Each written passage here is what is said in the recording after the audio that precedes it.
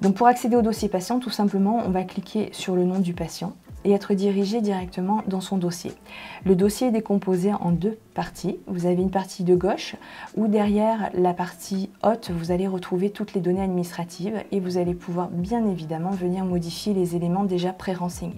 C'est ici que vous trouverez aussi le bouton pour vérifier l'INSI pour ce patient-là, puisque nous avons déjà son matricule INS et que nous sommes déjà sur une identité qualifiée. Bien évidemment, si ce n'était pas le cas, vous auriez le bouton pour appeler le téléservice INSI. Tout simplement, ensuite, on enregistre les éléments modifiés. Vous avez ici un résumé administratif qui vous permet de visionner les éléments et vous pouvez aussi visionner les coordonnées si nécessaire. En dessous, vous allez retrouver des zones de texte libre, une zone remarque où vous allez pouvoir noter des informations qui vous paraissent pertinentes à tracer dans le dossier patient. Vous avez une partie pathologie où vous allez pouvoir renseigner de manière structurée en s'appuyant sur le référentiel SIM10 les pathologies ou la pathologie de votre patient. Puis vous allez trouver les traitements en cours. C'est les traitements que vous aurez générés dans votre dossier patient, les ordonnances encore en cours qui sont affichées ici. Vous pouvez aussi notifier les traitements prescrits par un confrère. Tout ça dans le but de pouvoir sécuriser vos propres prescriptions. Données de suivi et avec les éléments des dernières consultations. Pareil, avec un référentiel SIM10 pour pouvoir codifier tous ces éléments. Et tous ces éléments donc permettront de générer le VSM que l'on verra dans un deuxième temps. Les antécédents et puis une petite partie information médicale. Sur la partie centrale, vous allez, sur la vue d'ensemble, avoir le dossier patient sous forme de timeline avec chaque élément de consultation tracé par un bloc blanc. Dans chaque consultation, vous allez pouvoir visionner ce qui a été fait précédemment, aussi bien au niveau des documents que des éléments renseignés au cours de ces consultations. Dans la partie documents, onglet complémentaire, ici vous allez pouvoir venir télécharger, importer des documents que vous souhaitez, type compte-rendu, type résultat d'examen ou un courrier qui est positionné sur votre ordinateur. Pour cela, tout simplement en cliquant sur le bouton télécharger, en allant chercher les documents ou en faisant glisser les documents, vous pourrez les rapatrier de manière très simple dans votre dossier patient et les classer dans différents dossiers afin de structurer cet onglet. Dans la partie de droite, ici, vous allez trouver la partie volet de synthèse médicale, aussi appelée communément le VSM. Pour générer un VSM, vous allez tout simplement cliquer sur plus. Ce VSM va récupérer les informations de manière structurée qui sont dans le dossier patient. Lorsque vous allez enregistrer le VSM, ce dernier sera envoyé automatiquement dans le DMP du patient. Vous avez des petits indicateurs code couleur qui vont vous dire que le document est envoyé, comme vous pouvez le voir sur le précédent document qui a été envoyé directement dans le DMP. Au niveau du dossier patient, vous avez aussi un onglet ici, donc sur la partie correspondant et entourage, où vous allez pouvoir noter les différents correspondants qui interviennent dans la prise en charge du patient et vous allez aussi pouvoir noter un aidant, une tierce personne qui intervient dans la prise en charge du patient. Je vais revenir donc sur la vue d'ensemble où nous allons pouvoir désormais démarrer une consultation. Tout simplement, quand le patient est devant vous, vous cliquez sur le bouton démarrer la consultation.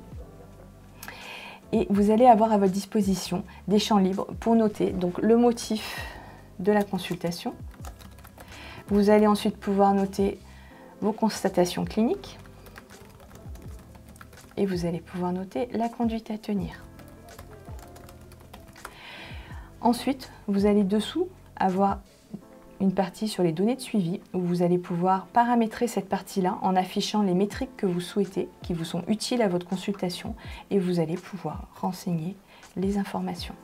À droite, tout simplement, vous avez les dernières valeurs relevées lors d'une précédente consultation. Partie vaccination, juste en dessous, où vous allez pouvoir, en cliquant sur plus, renseigner les éléments de la vaccination, savoir le nom du vaccin, son code CIP, le numéro de lot, tous les éléments obligatoires à enregistrer dans le dossier patient. Un petit peu plus haut sur la partie de droite, vous avez la partie ordonnance. Donc vous allez pouvoir générer des ordonnances de trois manières différentes. Soit générer une nouvelle ordonnance à partir d'une page blanche, soit renouveler un traitement déjà prescrit, un traitement chronique du patient, soit aller chercher une ordonnance dans vos ordonnances type. Pour cette prescription, je vais partir donc d'une nouvelle prescription.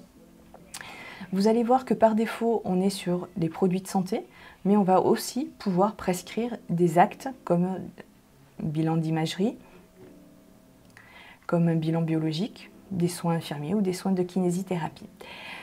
Ici, nous sommes sur, comme je vous le disais tout à l'heure, sur la partie ordonnance numérique. Lorsque l'on génère une ordonnance numérique, il faut noter l'accord du patient pour le suivi et la dématérialisation de cette prescription. Comme vous pouvez le voir, la prescription sera synchronisée automatiquement avec le DMP du patient. Vous allez désormais pouvoir prescrire tout simplement en sélectionnant le médicament souhaité, en vous appuyant sur la base médicamenteuse Synapse. Sélectionnez donc le médicament, complétez la posologie, éventuellement ajouter une ligne de commentaire à cette prescription. Lorsque vous avez sélectionné et renseigné votre premier médicament, vous pouvez bien évidemment associer un deuxième médicament.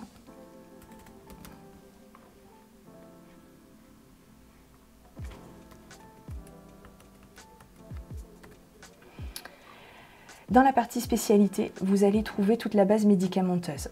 Dans la partie produits et prestations, onglet supplémentaire, vous allez trouver tout ce qui est LPP, c'est-à-dire matériel, dispositif. Vous avez une partie parapharmacie, également saisie libre, et vous avez une partie préparation magistrale, où vous allez pouvoir aussi renseigner les composants pour la pharmacie.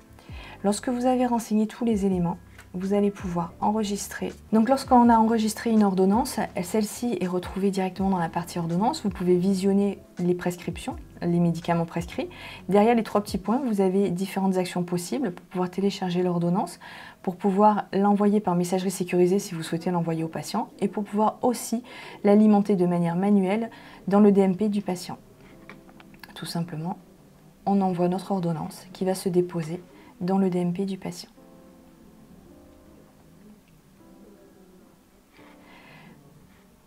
Lorsque le document est déposé, vous en êtes informé et vous êtes redirigé dans le dossier patient. Vous avez ensuite ici un petit picto qui passe au vert qui vous dit que le document a été directement posé dans son DMP. Donc vous pouvez aussi bien évidemment accéder et consulter le DMP du patient, tout simplement ici en cliquant sur le lien accéder au DMP et vous serez dirigé dans le DMP du patient pour pouvoir le consulter. Je profite aussi pour vous montrer que ici vous avez accès au téléservice pour pouvoir faire la déclaration du médecin traitant, pour pouvoir également aussi consulter les ALD de votre patient. Donc après avoir généré une ordonnance, si besoin, vous pouvez aussi faire d'autres documents, type courrier, type certificat, tout simplement dans la partie documents, où ici seront mis à votre disposition l'ensemble de vos propres modèles. Si vous souhaitez générer un bilan de consultation, tout simplement, on va sélectionner le modèle choisi, où vous allez retrouver votre en-tête, vous allez retrouver votre pied de page et vous avez directement, grâce aux variables, vous pouvez directement récupérer les antécédents par exemple et les allergies qui sont renseignées dans le dossier patient et vous retrouvez aussi les éléments sélectionnés dans votre consultation. Bien évidemment, vous pouvez apporter toute autre information qui vous paraît nécessaire. Vous allez ensuite enregistrer le document et celui-ci sera aussi à votre disposition dans la consultation en cours que vous avez initiée avec votre patient. Derrière les trois petits points, on va retrouver aussi les éléments pour pouvoir le télécharger, revenir dessus, le modifier, toujours pareil pour envoyer par messagerie sécurisée et pour pouvoir alimenter le DMP. Lorsque votre consultation est terminée, il vous restera un dernier élément qui est la partie facturation où vous allez pouvoir générer une feuille de soins électronique en vous appuyant donc sur notre solution de facturation qui est IntelioNext. Vous allez ici sélectionner le parcours de soins et ensuite vous allez pouvoir facturer donc avec notre solution de facturation qui est IntelioNext. Donc après lecture de carte vitale ou données saisies manuellement, vous allez pouvoir directement ensuite passer à l'étape suivante. Ici, sur cette page, il n'y a rien de particulier à modifier dans la mesure où le patient est à jour au niveau de sa carte vitale, donc au niveau de sa prise en charge. Ensuite, vous allez ici sélectionner l'acte que vous souhaitez facturer. Vous allez pouvoir en amont paramétrer des actes favoris pour retrouver plus rapidement. Sinon, ici, vous pouvez aussi directement sélectionner le code et sélectionner l'acte souhaité. Étape suivante pour continuer. Dernière étape avant l'enregistrement de la feuille de soins électronique, définir si vous souhaitez facturer avec un tiers payant sur la part obligatoire, sur la part sécurité sociale ou sur la part complémentaire. Ensuite, vous allez directement pouvoir sécuriser votre feuille de soins. Juste avant, vous pouvez noter le règlement, c'est-à-dire à savoir comment le patient vous règle, par chèque, espèce ou par carte. et ensuite sécuriser. Lorsque vous avez fini votre feuille de soins électronique, il ne vous reste plus qu'à enregistrer votre consultation et celle-ci va venir s'ajouter dans votre timeline. Bien évidemment, vous pouvez visionner ce qui a été noté, vous pouvez revenir pour venir apporter les modifications que vous souhaitez. Les documents que vous avez donc enregistrés directement dans votre consultation sont à votre disposition dans la vue d'ensemble.